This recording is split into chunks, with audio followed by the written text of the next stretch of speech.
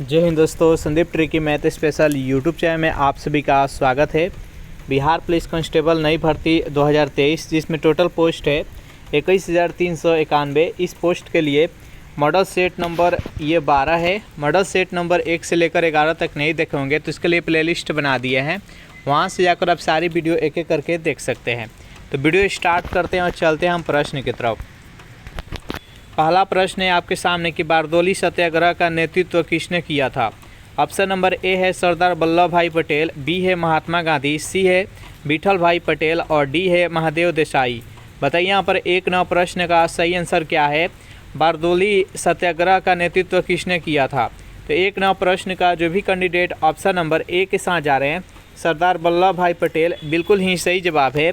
सरदार वल्लभ भाई पटेल के द्वारा बारदोली सत्याग्रह का नेतृत्व किया गया था 1928 में। जो भी कैंडिडेट यहाँ पर ऑप्शन नंबर ए के साथ जा रहे हैं बिल्कुल ही सही जवाब है। नेक्स्ट यहाँ पर सेकेंड प्रश्न है आपके सामने, निम्नलिखित में से किसने सर्वप्रथम भारत के लिए औपनिवेशिक के स्वराज्य की मांग की थी।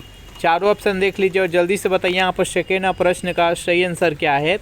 तो सेकेंड प्रश्न का जो भी कैंडिडेट ऑप्शन नंबर सी के साथ जा रहे हैं तेज बहादुर सप्रू और जयकर ने, बिल्कुल ही सही जवाब है। नेक्स्ट यहाँ पर 3 प्रश्न है आपके सामने कि चचनामा मूलतः किस भाषा में लिखा गया था। तुर्की में, प्राकृत में, अरबी में और फारसी में। बताइए यहाँ पर 3 प्रश्न का सही आंसर क्या है। चचनामा मूलतः किस भाषा में लिखा गया था। तो जो भी कैंडिडेट यहाँ पर ऑप्शन नंबर सी के साथ जा रहे हैं अरबी में, बिल्कुल ही सही जवाब है। चलिए नेक्स्ट यहाँ पर 4 प्रश्न है आपके सामने कि दिल्ली सल्तनत की गद्दी पर बैठने वाला एकमात्र हिंदू से परिवर्तित होकर मुस्लिम बना व्यक्ति कौन था। अबू बकर, बी है मसूद शाह, सी है नसीरुद्दीन महमूद और डी है नसीरुद्दीन खुसरो। बताइए यहाँ पर 4 प्रश्न का सही आंसर क्या है। तो 4 प्रश्न का जो भी कैंडिडेट ऑप्शन नंबर डी के साथ जा रहे हैं नसीरुद्दीन खुसरो, बिल्कुल ही सही जवाब है। नेक्स्ट यहाँ पर 5 प्रश्न है आपके सामने कि बेगूसराय के चौकीदारी टैक्स के विरुद्ध आंदोलन एक हिस्सा था असहयोग आंदोलन का, बी है सविनय अवज्ञा आंदोलन का और सी है भारत छोड़ो आंदोलन का। बताइए यहाँ पर 5 प्रश्न का सही आंसर क्या है। बेगूसराय की जो चौकीदारी टैक्स के विरुद्ध आंदोलन था वो किसका एक हिस्सा था। तो जो भी कैंडिडेट ऑप्शन नंबर बी के साथ जा रहे हैं सविनय अवज्ञा आंदोलन, बिल्कुल ही सही जवाब है। सविनय अवज्ञा आंदोलन कब हुआ था। तो सविनय अवज्ञा आंदोलन 1930 ईस्वी में प्रारंभ हुआ था डांडी मार्च के साथ ही। और इसका नेतृत्व किसने किए थे। तो इसका नेतृत्व महात्मा गांधी जी के द्वारा किया गया था। असहयोग आंदोलन 1920 ईस्वी में स्टार्ट हुआ था और चौरा चौरी कांड के उपरांत 1922 ईस्वी में इसको स्थगित कर दिया गया था महात्मा गांधी जी के द्वारा। भारत छोड़ो आंदोलन 1942 में स्टार्ट हुआ था और इसका नेतृत्व महात्मा गांधी जी ने किए थे। नेक्स्ट क्वेश्चन देखते हैं।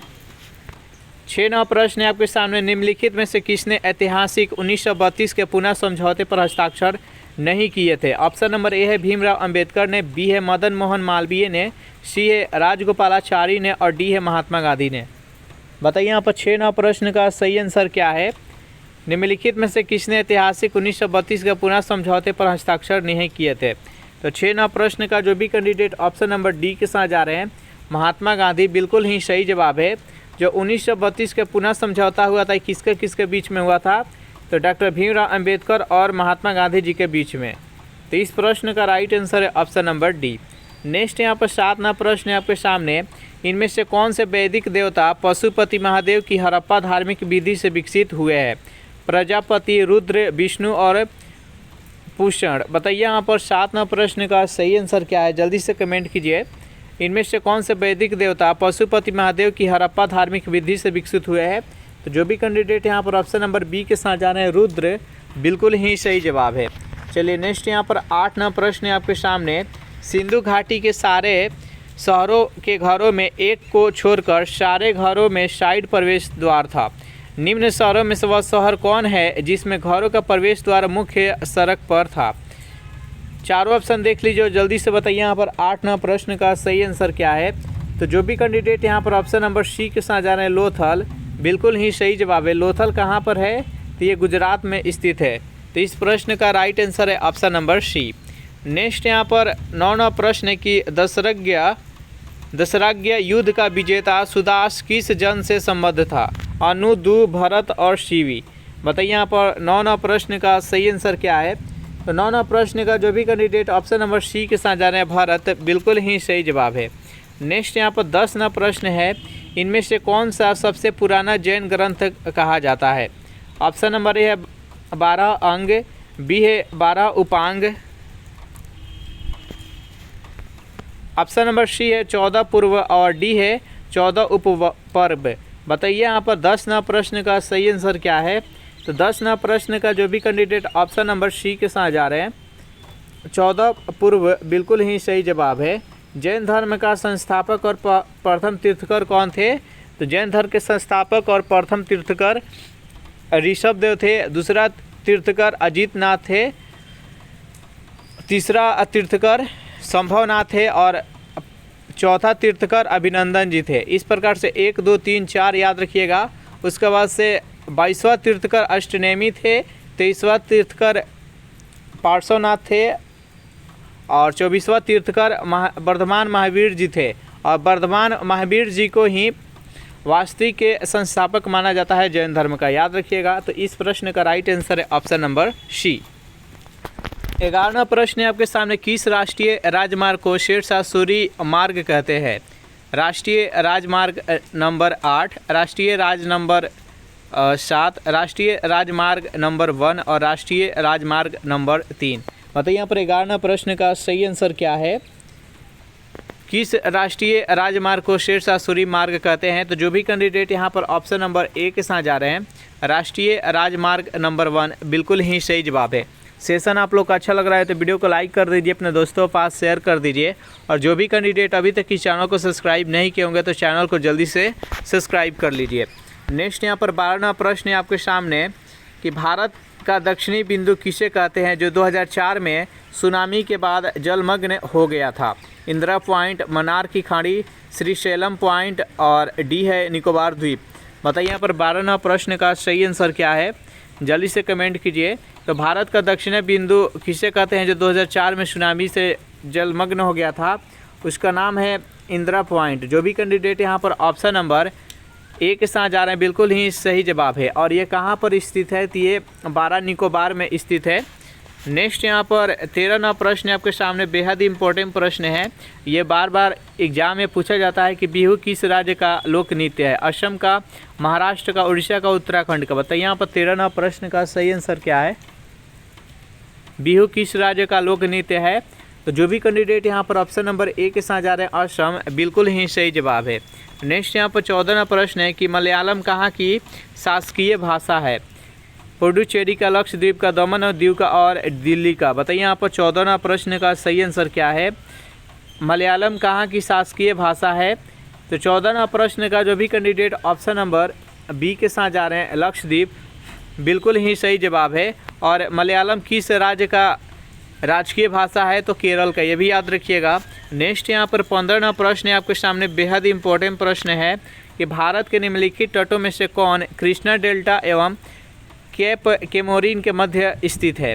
कोरोमंडल तट, उत्तरी सरकार, मालाबार तट और कोंकण तट। बताइए यहाँ पर 15वां प्रश्न का सही आंसर क्या है? भारत के निम्नलिखित तटों में से कौन कृष्णा डेल्टा एवं केप केमोरिन के मध्य स्थित है? तो 15वां प्रश्न का जो भी कैंडिडेट ऑप्शन नंबर ए के साथ जा रहे हैं कोरोमंडल, बिल्कुल ही सही जवाब है। ये भारत का मैप कुछ इस प्रकार से है और ये केप केमोरिन यहाँ पर स्थित है। उसके बाद से जो कृष्णा डेल्टा यहाँ पर आंध्र प्रदेश के पास है, इसी के मध्य का जो तट है इसको कोरोमंडल कहा जाता है। तो इस प्रश्न का राइट आंसर है ऑप्शन नंबर ए। नेक्स्ट यहाँ पर 16वां प्रश्न कि एक द्वीप पर निर्मित भारत का 12 नगर कौन सा है? पणजी, रामेश्वरम, पोर्ट ब्लेयर और मुंबई। जल्दी से बताइए यहाँ पर 16वां प्रश्न का सही आंसर क्या है? एक द्वीप पर स्थित भारत का सबसे 12 नगर कौन सा है? तो मुंबई है। जो भी कैंडिडेट यहाँ पर ऑप्शन नंबर डी के साथ जा रहे हैं, बिल्कुल ही सही जवाब है। नेक्स्ट यहाँ पर 17वां प्रश्न है आपके सामने, निम्नलिखित में से कौन सा एक सुमिलित नहीं है? बिहू असम, ओणम आंध्र प्रदेश, पोंगल तमिलनाडु, बैसाखी पंजाब। जल्दी से बताइए यहाँ पर 17वां प्रश्न का सही आंसर क्या है? इनमें से कौन सा सही सुमिलित नहीं है? तो देखिए बिहू है जो कि असम से रिलेटेड है, सही है। पोंगल है जो कि तमिलनाडु से, ये भी सही है। बैसाखी पंजाब से, ये भी सही है। लेकिन जो यहाँ पर ओणम है ये केरल से संबंधित है। तो इस प्रश्न का जो सही आंसर हो जाएगा ऑप्शन नंबर बी हो जाएगा, ये सही सुमिलित नहीं है। तो इसका राइट आंसर है ऑप्शन नंबर बी। नेक्स्ट यहाँ पर 18वां प्रश्न है आपके सामने, कितने भारतीय प्रदेशों से होकर कर्क रेखा गुजरती है? जो कर्क रेखा भारत से होकर गुजरती है और यह भारत को बीचों बीच काटती है, तो कितने राज्यों से होकर गुजरती है? चलिए देखते हैं इसको। हम पश्चिम से पूर्व दिशा में बताते हैं। सबसे पहले गुजरात, गुजरात के बाद से राजस्थान, राजस्थान के बाद से मध्य प्रदेश, छत्तीसगढ़, छत्तीसगढ़ के बाद से झारखंड, उसके बाद पश्चिम बंगाल, त्रिपुरा और मिजोरम। ये देखिए काउंट कर सकते हैं, ये 8 राज्यों से होकर गुजरता है।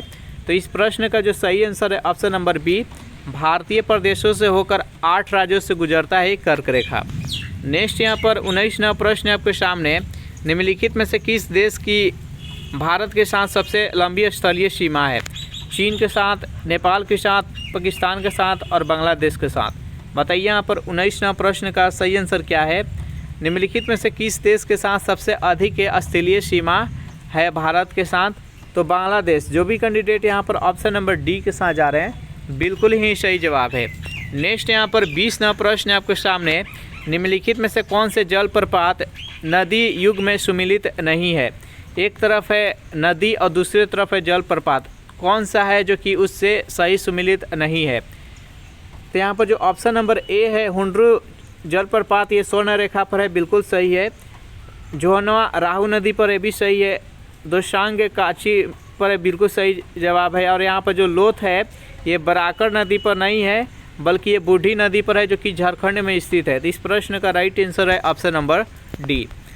नेक्स्ट यहाँ पर 21वां प्रश्न है कि निम्नलिखित में से कौन सा भारत के राष्ट्रपति के निर्वाचक गण का तो भाग है, परंतु उसके महाभियोग अधिकरण का भाग नहीं है? ऑप्शन नंबर ए है लोकसभा, बी है राज्यसभा, सी है राज्यों का विधान परिषद है और डी है इसका राज्यों का विधानसभा है। जल्दी से बताइए यहाँ पर 21वां प्रश्न का सही आंसर क्या है? तो जो भी कैंडिडेट ऑप्शन नंबर डी के साथ जा रहा है, राज्यों का विधानसभा है, बिल्कुल ही सही जवाब है। अगर इस सेशन का आपको पीडीएफ चाहिए तो उसके लिए टेलीग्राम ग्रुप बना दिया है, जिसका लिंक इसी वीडियो के नीचे डिस्क्रिप्शन में मिल जाएगा। वहां से ज्वाइन करके इसका पीडीएफ डाउनलोड कर सकते हैं और आप रेगुलर प्रैक्टिस कर सकते हैं। नेक्स्ट यहाँ पर 22वां प्रश्न है आपके सामने, council of scientific and industrial research का अध्यक्ष कौन होता है? भारत के राष्ट्रपति, भारत के उपराष्ट्रपति, भारत के प्रधानमंत्री, union minister of science and technology. बताइए यहाँ पर 22वां प्रश्न का सही आंसर क्या है? तो 22वां प्रश्न का जो भी कैंडिडेट ऑप्शन नंबर सी के साथ जा रहे हैं, भारत के प्रधानमंत्री, बिल्कुल ही सही जवाब है। नेक्स्ट यहाँ पर 23वां प्रश्न है कि एक एमपी की सीट को रिक्त घोषित किया जा सकता है यदि वह सदन से लगातार कितनी अवधि के लिए अनुपस्थित रहता है? 6 माह के लिए, 2 माह के लिए, 3 माह के लिए और 1 वर्ष के लिए। बताइए यहाँ पर 23वां प्रश्न का सही आंसर क्या है? तो एक मेंबर ऑफ पार्लियामेंट यानी लोकसभा का जो सीट होता है उसको रिक्त घोषित कर दिया जाएगा यदि वो लगातार सदन से 2 माह अलग रहता है, वहाँ अनुपस्थित रहता है। तो इसका राइट आंसर है ऑप्शन नंबर बी। नेक्स्ट यहाँ पर 24वां प्रश्न है, संविधान का कौन सा भाग कल्याणकारी राज्यों का आदर्श घोषित करता है? मौलिक अधिकार, मौलिक कर्तव्य, प्रस्तावना और राज्य के नीति निर्देशक तत्व। जल्दी से बताइए यहाँ पर 24वां प्रश्न का सही आंसर क्या है? संविधान का कौन सा भाग है जो कि कल्याणकारी राज्यों का आदर्श घोषित करता है? तो 24वां प्रश्न का जो भी कैंडिडेट ऑप्शन नंबर डी के साथ जा रहा है, राज्य का नीति निर्देशक तत्व, बिल्कुल ही सही जवाब है। राज्य का नीति निर्देशक तत्व ये संविधान के भाग 4 में है और ये अनुच्छेद 36 से लेकर अनुच्छेद 51 तक इसका वर्णन किया गया है। नेक्स्ट यहाँ पर 25वां प्रश्न है आपके सामने, एक कण समान चाल से चल रहा है लेकिन उसकी दिशा लगातार बदल रही है, कण का पथ होगा दीर्घवृत्त, परवलयाकार, वृत्तीय और रैखिक। बताइए यहाँ पर 25वां प्रश्न का सही आंसर क्या है? यहाँ पर है कि एक कण है जो कि समान चाल से चल रहा है लेकिन उसकी दिशा लगातार बढ़ रहा है, बदल रहा है। यानी देखिए वो वृत्तीय पथ पे ही गति कर रहा होगा, उसका समान चाल से तो चल रहा है लेकिन लगातार उसका दिशा में परिवर्तन हो रहा है, तो वृत्तीय गति में वो कण गति कर रहा है। तो इसका राइट आंसर हो जाएगा ऑप्शन नंबर सी। नेक्स्ट यहाँ पर 26वां प्रश्न है आपके सामने, एक तांबे का डिस्क में केंद्र में एक गोलाकार छिद्र है, जब तांबे के डिस्क को गर्म किया जाता है तो छिद्र का व्यास वहीं बना रहेगा, घट जाएगा, बढ़ जाएगा, अन्य कारकों पर निर्भर करेगा। बताइए यहाँ पर 26वां प्रश्न का सही आंसर क्या है? तो 26वां प्रश्न का जो भी कैंडिडेट ऑप्शन नंबर सी के साथ जा रहे हैं यानी बढ़ जाएगा, बिल्कुल ही सही जवाब है। नेक्स्ट क्वेश्चन देखते हैं। 27वां प्रश्न है कि निम्नलिखित में से किस रोग को एंटीबायोटिक द्वारा ठीक नहीं किया जा सकता है? कुष्ठ को, टिटनेस को, खसरा जिसको मिसल्स बोला जाता है, और डी है हैजा को। बताइए यहाँ पर 27वां प्रश्न का सही आंसर क्या है? निम्न में से किस रोग को एंटीबायोटिक द्वारा ठीक नहीं किया जा सकता है? तो 27वां प्रश्न का जो भी कैंडिडेट ऑप्शन नंबर सी के साथ जा रहा है मिसल्स यानी खसरा को, बिल्कुल ही सही जवाब है। नेक्स्ट यहाँ पर 28वां प्रश्न है। सुअरों को मानव रिहायशी क्षेत्र से दूर रखना किसके उन्मूलन में सहायक है? मलेरिया के, जापानी इंसेफेलाइटिस के, फिलपाओं के और पोलियो के। बताइए यहाँ पर 28वां प्रश्न का सही आंसर क्या है? तो 28वां प्रश्न का जो भी कैंडिडेट ऑप्शन नंबर बी के साथ जा रहे हैं जापानी इंसेफेलाइटिस, बिल्कुल ही सही जवाब है। नेक्स्ट यहाँ पर 29वां प्रश्न है कि भाप के इंजन का आविष्कार किसने किया? Robert Watson, James Watt, William Harvey और डेमलर। बताइए यहाँ पर 29वां प्रश्न का सही आंसर क्या है? भाप के इंजन का आविष्कार किसने किया? 29वां प्रश्न का जो भी कैंडिडेट ऑप्शन नंबर बी के साथ जा रहे हैं जेम्स वाट, बिल्कुल ही सही जवाब है। नेक्स्ट यहाँ पर 30वां प्रश्न है। यूरिया किसके द्वारा रक्त से पृथक किया जाता है? आंत के द्वारा, महाशय, प्लीहा और गुर्दा। बताइए यहाँ पर 30वां प्रश्न का सही आंसर क्या है? यूरिया किसके द्वारा रक्त से पृथक किया जाता है? तो 30वां प्रश्न का जो भी कैंडिडेट ऑप्शन नंबर डी के साथ जा रहे हैं गुर्दा के द्वारा, बिल्कुल ही सही जवाब है। सेशन आप लोग को अच्छा लग रहा है तो वीडियो को लाइक कर दीजिए, अपने दोस्तों को पास शेयर कर दीजिए, और जो भी कैंडिडेट अभी तक इस चैनल को सब्सक्राइब नहीं किए होंगे तो इस चैनल को जल्दी से सब्सक्राइब कर लीजिए। चलिए नेक्स्ट क्वेश्चन देखते हैं। यहाँ पर 31वां प्रश्न है आपके सामने कि हेपेटाइटिस रोग से मनुष्य शरीर का सीधा प्रभावित होने वाला अंग कौन सा है? यकृत, फेफड़ा, हृदय और मस्तिष्क। बताइए यहाँ पर 31वां प्रश्न का सही आंसर क्या है? हेपेटाइटिस रोग से मनुष्य के शरीर का सीधा प्रभावित होने वाला अंग कौन सा है? 31वां प्रश्न का जो भी कैंडिडेट ऑप्शन नंबर ए के साथ जा रहे हैं यकृत, बिल्कुल ही सही जवाब है। नेक्स्ट यहाँ पर 32वां प्रश्न है कि पुच्छल तारे की पूंछ की दिशा सदैव होती है सूर्य से दूर की ओर, सूर्य की ओर। तो यहाँ पर 32वां प्रश्न का जो भी कैंडिडेट ऑप्शन नंबर ए के साथ जा रहे हैं सूर्य से दूर की ओर, बिल्कुल ही सही जवाब है। 33वां प्रश्न है कि साल का टीका निम्नलिखित में से किस व्याधि से संबंधित है? चेचक, टिटनेस, टीबी और पोलियो। बताइए यहाँ पर 33वां प्रश्न का सही आंसर क्या है? साल का टीका निम्नलिखित में से किससे व्याधि से संबंधित है? तो 33वां प्रश्न का जो भी कैंडिडेट ऑप्शन नंबर डी के साथ जा रहे हैं पोलियो, बिल्कुल ही सही जवाब है। इसका राइट आंसर है ऑप्शन नंबर डी। 34वां प्रश्न है आपके सामने निम्नलिखित में से क्रायो बैंक के एक्स-सीटू संरक्षण के लिए कौन सी गैस सामान्यतः प्रयोग होती है? नाइट्रोजन, ऑक्सीजन, कार्बन डाइऑक्साइड और मीथेन। बताइए यहाँ पर 34वां प्रश्न का सही आंसर क्या है? निम्नलिखित में से क्रायो बैंक के एक्स-सीटू संरक्षण के लिए कौन सी गैस का प्रयोग किया जाता है? तो 34वां प्रश्न का जो भी कैंडिडेट ऑप्शन नंबर ए के साथ जा रहे हैं नाइट्रोजन, बिल्कुल ही सही जवाब है। नेक्स्ट यहाँ पर 35वां प्रश्न है कि निम्न में से किस में ओजोन की सर्वाधिक सांद्रता मिलती है? चारों ऑप्शन देख लीजिए और जल्दी से बताइए यहाँ पर 35वां प्रश्न का सही आंसर क्या है? निम्न में से किस में ओजोन की सर्वाधिक सांद्रता मिलती है? तो 35वां प्रश्न का जो भी कैंडिडेट ऑप्शन नंबर सी के साथ जा रहे हैं स्ट्रेटोस्फीयर यानी संताप मंडल, बिल्कुल ही सही जवाब है। जो भी कैंडिडेट ऑप्शन नंबर सी के साथ जा रहे हैं सही जवाब है। ओजोन परत है जो कि संताप मंडल में रहता है। ओजोन परत का क्या कार्य है? तो सूर्य के द्वारा जो भी परावैंगनिक किरण छोड़ा जाता है तो उसको अवशोषित कर लेता है। अगर वह पृथ्वी पर आ जाएगा तो मनुष्य को त्वचा कैंसर हो जाएगा, उससे रक्षा करता है ओजोन परत। ओजोन परत की मोटाई किससे मापा जाता है? तो डॉप्सन के द्वारा इसका मोटाई मापा जाता है। और ओजोन का अणु सूत्र क्या होता है? तो ओजोन का अणु सूत्र होता है O3, याद रखिएगा। और ये किसके द्वारा क्षय होता है? तो CFC क्लोरोफ्लोरोकार्बन के द्वारा ओजोन परत की क्षय होता है। अंतर्राष्ट्रीय ओजोन परत दिवस कब मनाया जाता है? तो अंतर्राष्ट्रीय ओजोन परत संरक्षण दिवस कब मनाया जाता है? तो 16 सितंबर को मनाया जाता है। ये सब याद रखिएगा। नेक्स्ट यहाँ पर 36वां प्रश्न है आपके सामने, निम्नलिखित में से किस महाद्वीप में उष्णकटिबंधीय पर्णपाती वनों का विस्तार अधिक, अफ्रीका, एशिया, ऑस्ट्रेलिया, दक्षिण अमेरिका। बताइए यहाँ पर 36वां प्रश्न का सही आंसर क्या है। निम्नलिखित में से किस महाद्वीप में उष्णकटिबंधीय पर्णपाती वनों का विस्तार सबसे अधिक है। तो 36वां प्रश्न का जो भी कैंडिडेट ऑप्शन नंबर बी के साथ जा रहे हैं, एशिया में, बिल्कुल ही सही जवाब है। नेक्स्ट यहाँ पर 37वां प्रश्न के भारतीय वन्यजीव संस्थान कहाँ स्थित है। नई दिल्ली, शिमला, देहरादून और भोपाल। बताइए यहाँ पर 37वां प्रश्न का सही आंसर क्या है। भारतीय वन्यजीव संस्थान कहाँ स्थित है। तो 37वां प्रश्न का जो भी कैंडिडेट ऑप्शन नंबर सी के साथ जा रहे हैं, यानी देहरादून, बिल्कुल ही सही जवाब है। इसका राइट आंसर है ऑप्शन नंबर सी। नेक्स्ट यहाँ पर 38वां प्रश्न के भारत में स्थापित पहला राष्ट्रीय उद्यान कौन सा है। ऑप्शन नंबर ए है जिम कॉर्बेट राष्ट्रीय उद्यान, बी है कन्हा राष्ट्रीय उद्यान, सी है काजीरंगा राष्ट्रीय उद्यान और डी है गिर राष्ट्रीय उद्यान। जल्दी से बताइए यहाँ पर 38वां प्रश्न का सही आंसर क्या है। तो जो भी कैंडिडेट ऑप्शन नंबर ए के साथ जा रहे हैं, जिम कॉर्बेट राष्ट्रीय उद्यान, बिल्कुल ही सही जवाब है। जिम कॉर्बेट राष्ट्रीय उद्यान 21 राज्य में है, तो ये उत्तराखंड में है।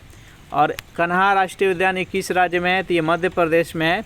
काजीरंगा जो कि एक सींग वाला गैंडा के लिए प्रचलित है, 21 राज्य में है, तो ये असम में है। गिर राष्ट्रीय उद्यान ये किसके लिए प्रचलित है, तो ये बब्बर शेर के लिए प्रचलित है, 21 राज्य में है, तो ये गुजरात में स्थित है। तो इस प्रकार से सेशन यहीं पर समाप्त हो रहा है। सेशन आप लोगों को कैसा लगा ज़रूर कमेंट करके बताइएगा। सेशन आप लोग को अच्छा लगा हो तो वीडियो को लाइक कर दीजिए, अपने दोस्तों के पास शेयर कर दीजिए। और जो भी कैंडिडेट अभी तक इस चैनल को सब्सक्राइब नहीं किए होंगे तो चैनल को जल्दी से सब्सक्राइब कर लीजिए। अगर इस सेशन का आपको PDF चाहिए तो उसके लिए टेलीग्राम ग्रुप बना दिए हैं, जिसका लिंक इसी वीडियो के नीचे डिस्क्रिप्शन में मिल जाएगा। वहाँ से ज्वाइन करके इसका PDF डाउनलोड करके आप प्रैक्टिस कर सकते हैं। Thanks for watching this video. मिलते हैं नेक्स्ट वीडियो में।